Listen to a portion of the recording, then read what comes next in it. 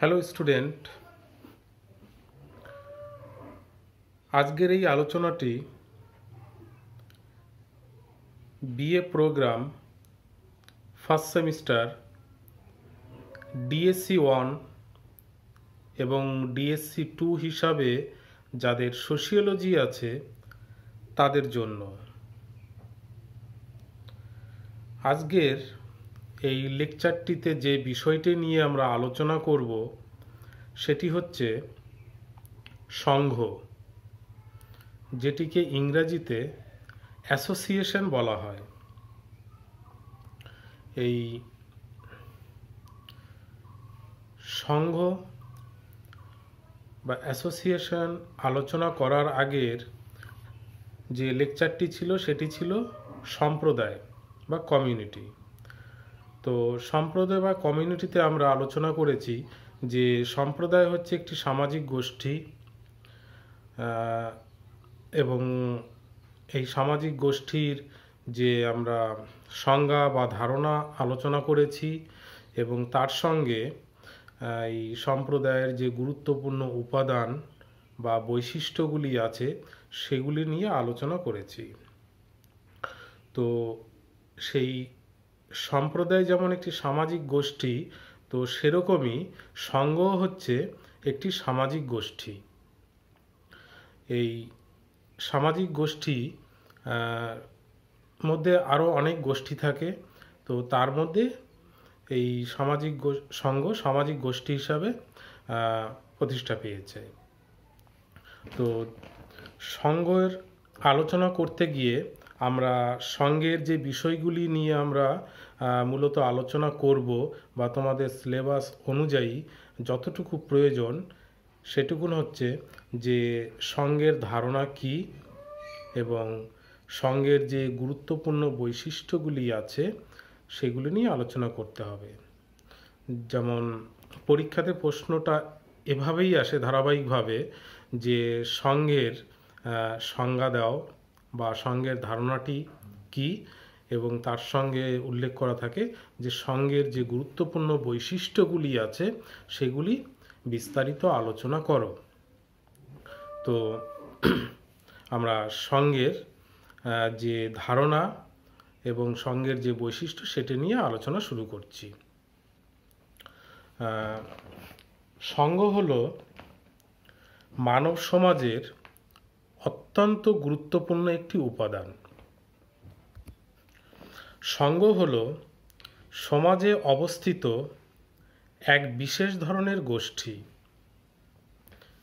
এই গোষ্ঠী হচ্ছে বিশেষ কিছু উদ্দেশ্য সাধনের জন্য গড়ে ওঠে। অর্থাৎ সংঘ হচ্ছে সমাজের একটি গুরুত্বপূর্ণ সামাজিক গোষ্ঠী।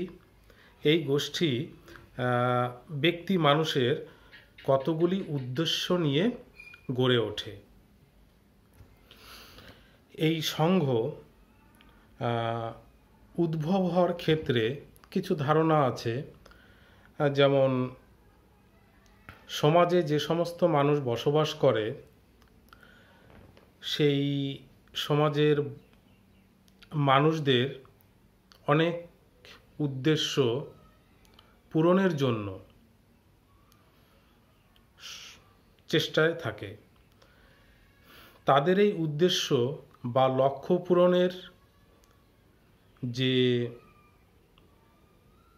বিষয়টি থাকে সেটি মূলত 3 ধরনের উপায় অবলম্বন করতে গড়ে ওঠে। এই উপায়গুলি হলো, নাম্বার 1, যে যার উদ্দেশ্য পূরণের জন্য বিচ্ছিন্ন বা স্বতন্ত্রভাবে উদ্যোগী হতে পারে। নাম্বার 2,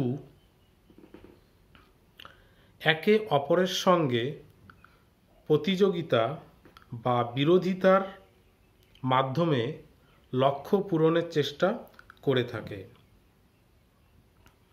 নাম্বার 3, উদ্দেশ্য সাধনের জন্য সমাজের কিছু মানুষ সমবেতভাবে সচেষ্ট হতে পারে এবং এই তৃতীয় উপায় অবলম্বনের ক্ষেত্রেই সঙ্গ গড়ে ওঠে। আমরা প্রথমেই একটা আলোচনা করেছি যে মানুষের কিছু লক্ষ্য এবং উদ্দেশ্য পূরণের জন্য সঙ্গের সঙ্গ তৈরি করে। তো সঙ্গের যে সৃষ্টির একটা ব্যাখ্যা, সেই ব্যাখ্যা অনুযায়ী আমরা তৃতীয় যে পয়েন্টটি পেয়েছি যে কতগুলি মানুষের কতগুলি উদ্দেশ্য পূরণের জন্য এই সমস্ত সঙ্গ গড়ে ওঠে। তো সঙ্গের যে ধারণা, সেই ধারণাটি আমরা সাধারণভাবে বা সাধারণ অর্থে এভাবে বলতে পারি, যেমন যখন কিছু সংখ্যক মানুষ কোনো অভিন্ন স্বার্থ সাধন বা কিছু প্রয়োজন পূরণের উদ্দেশ্যে সংগঠিত হয়, তাহলে সঙ্গের সৃষ্টি হয়। এইভাবে যে সঙ্গের সৃষ্টি হয় সাধারণত তার কিছু নির্দিষ্ট কর্মপন্থা থাকে এবং সেই কর্মপন্থা অনুযায়ী সঙ্গটি পরিচালিত হয়। তো যেটা হচ্ছে যে কতগুলি মানুষ তাদের কতগুলি উদ্দেশ্য পূরণের জন্য একত্রিত হয় এবং কিছু কর্মপদ্ধতির মধ্য দিয়ে সেই উদ্দেশ্যগুলো পূরণ করে, তখন যে একটি গোষ্ঠীর উদ্ভব হয়, সেই সামাজিক গোষ্ঠীকেই সঙ্গ বলা হয়। এই সঙ্গের উদাহরণ হিসাবে আমরা বলতে পারি স্কুল, কলেজ, শ্রমিক সংঘ, ক্রিকেট ক্লাব, দুর্গাপুজো কমিটি প্রভৃতির কথা বলতে পারি। এই সঙ্গের ধারণা ব্যাখ্যা করতে গিয়ে বিভিন্ন সমাজবিজ্ঞানী তাদের বিভিন্ন গুরুত্বপূর্ণ মতামতগুলি দিয়েছেন। যেসব সমাজবিজ্ঞানী এই সঙ্গের সংজ্ঞার জন্য বিশেষ গুরুত্বপূর্ণ, সেগুলি তাদের মধ্যে হচ্ছে যেমন অধ্যাপক ম্যাকাইভার ও পেজ। তার মতে সঙ্গ হল সমবেতভাবে এক বা একাধিক স্বার্থ সাধনের জন্য সংগঠিত গোষ্ঠী। বেসিক্যালি উনি বলতে চেয়েছেন একসঙ্গে কতগুলি মানুষ তাদের কিছু স্বার্থ, এই স্বার্থটা হচ্ছে তাদের উদ্দেশ্য বা লক্ষ্য, সেটি পূরণ করার জন্য যখন সংগঠিত হয় তখন সংঘের পরিণত হয়। নেক্সট আরেকজন সমাজবিজ্ঞানী জিসবার্ট, উনি বলেছেন যে কোনো বিশেষ বা কতগুলি নির্দিষ্ট উদ্দেশ্য সাধনের জন্য, কতগুলি নির্দিষ্ট উদ্দেশ্য সাধনের জন্য সমবেত ব্যক্তিবর্গকে সঙ্গ বলা হয়। তো ইনিও প্রায় একই রকম কথা বলেছেন যে যখন কতগুলি মানুষ তাদের কতগুলি উদ্দেশ্যকে লক্ষ্য রেখে যখন একত্রিত হয় তখন সঙ্ঘের সৃষ্টি হয়। আরেকজন সমাজবিজ্ঞানী জিন্সবার্গ, আগেরটি ছিল জিসবার্ট, পরে এখন জানার কথা বলছি, তিনি হচ্ছেন জিন্সবার্গ। তার মতে সঙ্গ হল নির্দিষ্ট কোনো বা কিছু উদ্দেশ্য সাধনের জন্য পরস্পর সম্পর্কযুক্ত সমাজস্থ ব্যক্তিবর্গের একটি সংগঠন। তাহলে কি পেলাম? সঙ্গ হল নির্দিষ্ট কোনো বা কিছু উদ্দেশ্য সাধনের জন্য পরস্পর সম্পর্কযুক্ত সমাজস্থ ব্যক্তিবর্গের এক সংগঠন। তাহলে এখানে আমরা বেসিক্যালি যে বিষয়গুলি পাচ্ছি যে কিছু মানুষ এবং তাদের কিছু উদ্দেশ্য। এই কিছু মানুষ যখন তাদের এই কিছু উদ্দেশ্যগুলি ফুলফিল করতে চায় এবং ফুলফিল করার জন্য যে একত্রিত হয়, তখন তাকে সংঘর রূপ নেয় বা সংঘ হিসাবে আমরা বলতে পারি। তবে অবশ্যই এই সংঘগুলির নির্দিষ্ট কতগুলি কর্মপন্থা, তাদের নিয়ম নীতি ইত্যাদি অবশ্যই থাকে এবং তার সঙ্গে যে সদস্যরা এখানে অংশগ্রহণ করবে সেই সমস্ত সদস্যদের একটা আন্তরিকতা থাকতে হবে, মানে ভাবের আদান প্রদান থাকতে হবে। তো যাই হোক, তো অল্প কথায় সংঘ বলতে আমরা যা পেলাম সেটি হচ্ছে যে যখন কিছু সংখ্যক মানুষ তাদের কিছু উদ্দেশ্য সাধনের জন্য একত্রিত হয় এবং একত্রিত হয়ে তাদের সেই উদ্দেশ্য পূরণ করে এবং কতগুলি নির্দিষ্ট কর্ম পদ্ধতির মধ্য দিয়ে, তখন তাকে আমরা সংঘ বলতে পারি। তো যাই হোক, সংঘ বলতে একটি সংগঠনকে বোঝায়।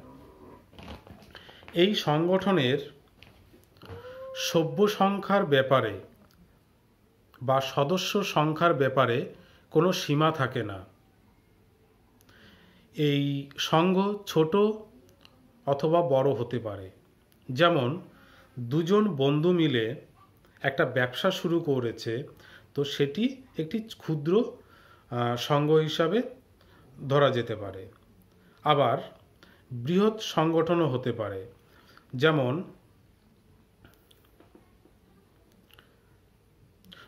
বৃহৎ আকার এই সংঘের উদাহরণ হিসাবে বিভিন্ন আন্তর্জাতিক সংস্থার কথা উল্লেখ করতে পারি এবং এই আন্তর্জাতিক সংস্থাগুলির যে মুখোমুখি পরিচয় বা মুখোমুখি সাক্ষাৎ আছে সেটা নয়, এটা বিভিন্ন প্রান্তের থেকেও হতে পারে। তো এইভাবে সমাজে অসংখ্য সংঘ তৈরি হয়েছে বা আছে। একটি সংঘের এক বা একাধিক উদ্দেশ্য থাকতে পারে, কিন্তু উদ্দেশ্যের সংখ্যা যাই হোক না কেন, সকল সদস্যদের উদ্দেশ্য সমজাতীয় বা একই রকম হতে হবে। সদস্যদের মধ্যে ভাবের আদান প্রদানের ক্ষেত্রে সংঘ গুরুত্বপূর্ণ মাধ্যম হিসাবে ভূমিকা পালন করবে। এই কতগুলি বেসিক বৈশিষ্ট্যগুলির জন্য বা বৈশিষ্ট্যগুলি সংঘের থাকতে হবে এবং তাহলেই এটি সংঘে পরিণত হবে। তো সংঘ সম্পর্কে যে ধারণা বা তার যে সংজ্ঞা সেটি এরকম। এরপরে সংঘের যে বিষয়টি আসছে যে সংঘের বৈশিষ্ট্য কী। তো এই সংঘের যে গুরুত্বপূর্ণ বৈশিষ্ট্যগুলি আছে সেগুলিকে আমরা কতগুলি ছোট ছোট পয়েন্ট আকারে আলোচনা করব। সংঘের যে গুরুত্বপূর্ণ বৈশিষ্ট্যগুলি আছে সেগুলির মধ্যে যেমন জনগোষ্ঠী নাম্বার 1, নাম্বার 2 হচ্ছে অভিন্ন বা সমজাতীয় উদ্দেশ্য, নাম্বার 3 হচ্ছে সহযোগিতার প্রবণতা, নাম্বার 4 একটি সংগঠন, নাম্বার 5 স্বতন্ত্র সত্তা, নাম্বার 6 আপেক্ষিক স্থায়িত্ব এবং সবশেষের বৈশিষ্ট্যটি হচ্ছে ভাবের আদান প্রদান। এই 7টি বৈশিষ্ট্য আমরা সাধারণত সংঘের ক্ষেত্রে দেখতে পাই। এছাড়াও আরও কিছু বৈশিষ্ট্য আছে, তবে এই বৈশিষ্ট্যগুলি প্রধান এবং একটি সংঘের ক্ষেত্রে এগুলি থাকতেই হবে। তো 1 নম্বরে যে আমরা আলোচনা করেছিলাম জনগোষ্ঠী। এই জনগোষ্ঠী হচ্ছে কোনো সংঘ সৃষ্টির ক্ষেত্রে একটি অপরিহার্য অঙ্গ। একদল মানুষ যদি সংগঠিত না হয় তাহলে কোনো সংঘ গড়ে উঠতে পারে না, যেটি আমরা সংজ্ঞার ক্ষেত্রে আলোচনা করেছি। যখন কতগুলি মানুষ একত্রে মিলিত হয়ে কতগুলি উদ্দেশ্য সাধনের জন্য চেষ্টা করে তখন একটি সংঘ তৈরি হয়। তো সেক্ষেত্রে জনগোষ্ঠী একটি বড় বৈশিষ্ট্য, কারণ জনগোষ্ঠী বা লোকজন না হলে এই সংঘ তৈরি হবে না। তাহলে আমরা প্রথম বৈশিষ্ট্যটি পেলাম জনগোষ্ঠী, হিউম্যান গ্রুপ, কারণ সংঘ গঠিত হতে গেলে মানব গোষ্ঠীর বা সামাজিক গোষ্ঠীর প্রয়োজন আছে। দ্বিতীয় পয়েন্টটি হচ্ছে বা দ্বিতীয় বৈশিষ্ট্যটি হচ্ছে অভিন্ন বা সমজাতীয় উদ্দেশ্য, কমন ইন্টারেস্ট। সংঘের যে সদস্যগণ থাকবে তাদের উদ্দেশ্য একই রকম হতে হবে। যেমন ধরে নিলাম একটি ফুটবল ক্লাব গঠিত হয়েছে, সেই ফুটবল ক্লাবের সদস্যদের প্রত্যেকের উদ্দেশ্য থাকবে একটি ফুটবল টিম গড়ে তোলা। সেখানে অবশ্যই ক্রিকেট বা হকি গড়ে তোলার চিন্তাভাবনা করবে না, কারণ এটি ফুটবল ক্লাব হিসাবে সংঘটি পরিচিতি পেয়েছে এবং তাদের উদ্দেশ্য একই রকম হতে হবে। তো এক্ষেত্রে অভিন্ন বা সমজাতীয় উদ্দেশ্য থাকতে হবে। এক্ষেত্রে বিভিন্ন স্বেচ্ছাসেবী সংগঠন থাকতে পারে, যে স্বেচ্ছাসেবী সংগঠনের বিভিন্ন উদ্দেশ্য নিয়ে তারা এই সংগঠনটি গড়ে তুলতে পারে। যেমন শিশু কল্যাণ সংগঠন বা বার্ধক্যদের আইনি সহায়তার সংগঠন। এই বিভিন্ন সংগঠন সমাজে গড়ে উঠতে পারে, কারণ তাদের উদ্দেশ্য এক হতে হবে সদস্যদের। তৃতীয় যে বৈশিষ্ট্যটি সেটি হচ্ছে সহযোগিতার প্রবণতা। তো একটি কাজ করতে গেলে অনেক মানুষের অনেক কলাকৌশল, অনেক মতামতের প্রয়োজন হয়। তো সেক্ষেত্রে এই কোনো একটি সংগঠনের যে সদস্যরা থাকবে তাদের বিবেক, বুদ্ধি এবং শ্রম দিয়ে, সময় দিয়ে সহযোগিতা করবে এবং তার ফলে একটি সংঘ তাদের উদ্দেশ্য সম্পূর্ণ করতে পারবে। অর্থাৎ সদস্যদের সহযোগিতা ছাড়া একটি সংগঠন কখনোই গড়ে উঠতে পারবে না। তো সদস্যদের এই সহযোগিতা সংঘের একটি গুরুত্বপূর্ণ বৈশিষ্ট্য। পরের বৈশিষ্ট্যটি হচ্ছে একটি সংগঠন, অর্থাৎ প্রকৃত প্রস্তাবে সংঘ হলো একটি সংগঠন বিশেষ। এই কারণে সংঘকে সঠিকভাবে সংগঠিত হতে হয়। যদি কোনো সংগঠন যথাযথভাবে সংগঠিত না হয়ে থাকে তাহলে সেই সংগঠনের পক্ষে সুষ্ঠুভাবে কার্য সম্পাদন করা সম্ভব হবে না। এই কারণে প্রত্যেক সংঘেরই নির্দিষ্ট একটি সাংগঠনিক ব্যবস্থা থাকে। সংঘের সমস্ত কাজকর্মই সম্পাদিত হয়ে থাকে সুনির্দিষ্ট কর্মপদ্ধতি অনুযায়ী। বস্তুত সংঘ পরিচালিত হয় দায়িত্বশীল কর্মকর্তা ও পরিচালনা মণ্ডলীর দ্বারা। সেই কারণে রাস্তাঘাটে লোকজন সমবেত হলে তাদেরকে আমরা সংঘ বলি না, কারণ তাদের নির্দিষ্ট কোনো কর্মপদ্ধতি নেই বা সাংগঠনিক কোনো কাঠামো নেই। তাই সংঘের আরেকটি বৈশিষ্ট্য হচ্ছে একটি সাংগঠনিক কাঠামো। যেমন একটি সংঘের সাংগঠনিক কাঠামোর মধ্যে বিভিন্ন পদ থাকে, সম্পাদক, কোষাধ্যক্ষ ইত্যাদি এরকম বিভিন্ন পদ থাকে। তো এবং তাদের নির্দিষ্ট কাজ থাকে এবং কোনো একটি কাজ করতে গেলে নির্দিষ্ট কত পদ্ধতির মাধ্যমে করতে হয়, সেটিকে আমরা একটি সাংগঠনিক বা সংগঠন রূপ বলতে পারি। পরে যে বৈশিষ্ট্যটি আছে সেটি হচ্ছে স্বতন্ত্র সত্তা। স্বতন্ত্র সত্তা এই অর্থে ব্যবহার করা হয়েছে যে প্রত্যেক সংগঠনের তাদের নিজস্ব কোনো রীতিনীতি, আচার আচরণ, ভাবনা চিন্তা, সম্পত্তি, তাদের কর্তব্য দায়িত্ব ইত্যাদি আছে, সেগুলি হতে হবে স্বতন্ত্র। তো প্রত্যেকটি সংঘ তাদের নিজস্ব উদ্দেশ্যর পরিপ্রেক্ষিতে বিভিন্ন কর্মপদ্ধতি তৈরি করে এবং সেই কর্মপদ্ধতির মধ্যে তাদের একটা স্বতন্ত্রতা বজায় থাকে এবং থাকতে হবে, না হলে একটি সংঘ তৈরি হতে পারবে না। যেমন কোনো সংঘের নিজস্ব একটি কোষাগার থাকতে পারে, সেই কোষাগারের যে অর্থ থাকবে সেটি তাদের উদ্দেশ্যে যে সংঘটি গঠিত হয়েছে তার প্রয়োজনে খরচা করবে। কোনো একটি সদস্য তার ইচ্ছা মতন তার ব্যক্তিগত কোনো দ্রব্য কেনার জন্য সেই অর্থ খরচা করতে পারবে না। সাপোজ ধরো একটি পুজো কমিটি, সেই পুজো কমিটির যে নিজস্ব কোষাধ্যক্ষ থাকবে, সেই কোষাগার থেকে তারা পুজোর পারপাসে খরচাটা করবে, এখানে ব্যক্তিগত কোনো খরচা আসবে না।